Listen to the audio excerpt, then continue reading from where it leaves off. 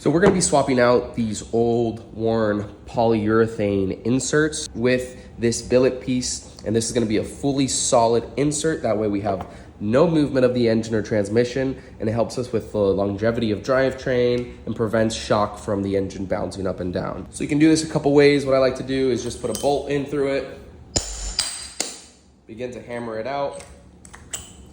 The bolt kind of just holds its place right there, so it makes it easy. Then I can switch to an extension. I kind of want to angle this on one of the inserts. You can see it starts to push out. That comes out like that. You do the same for the other one.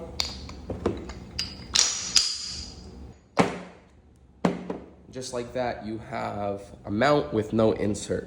Now, since this does have ridges that grab onto the poly mounts from the factory, and this is a solid piece of billet aluminum, it is an interference fit, so you get that nice tight lock on it.